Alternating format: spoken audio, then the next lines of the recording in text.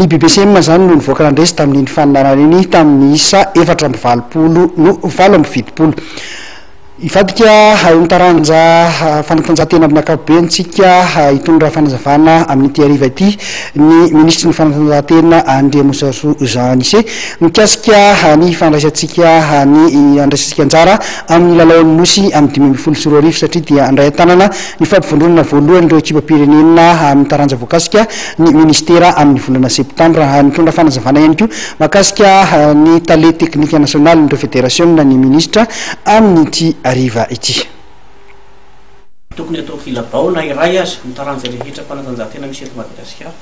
Efa nambaranay fa amin'ny volana septambra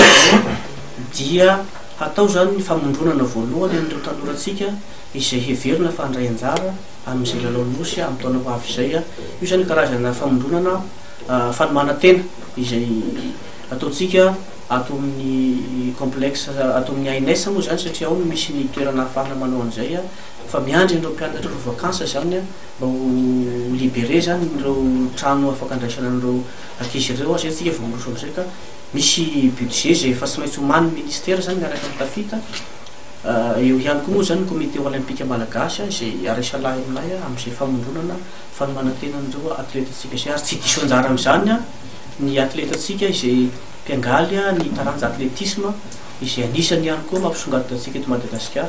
Ary eto dia meko vaovao ihany ianareo fa afaka herinandro vitsivitsy dia hiroso amin'ny fifidianana zany ny eo amin'ny taranja boxe zany izay filohan'ny fédération sy ny comité exécutif amin'ny fédération ny boxe malagasy. Raha ny tena marina no tokony efa fantatra zay amin'izao fotoana izao nefa izahay dia naka fotoana kely ihany satria amin'izao tsika zany dia tsy atao fitsangatsanganana intsony makany amin'ny mamonjy ny lalaon'ny nosy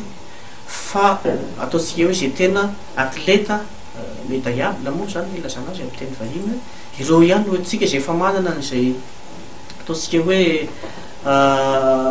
efa médaillé izy tamin'ny fotoana nanaovany ny Jeux des Îles na tamin'ireo setra afrikana na teto Madagasikara manana an'izay performance ataontsika hoe mendrika tsy maintsy miditra asehatra zany ministera manomboketo amin'ireo fifatenana indrindra fa mametraka ny fepetra izay ifatenana an'ireo atletatsika ireo mba tsy hampisanga menatra atsika satria mba zay tena mendrika no mandeha fa tsy hisy tsony mikatranotrano amin'izay namako hoentina miasika an'izay lalaon'ny nosy zay.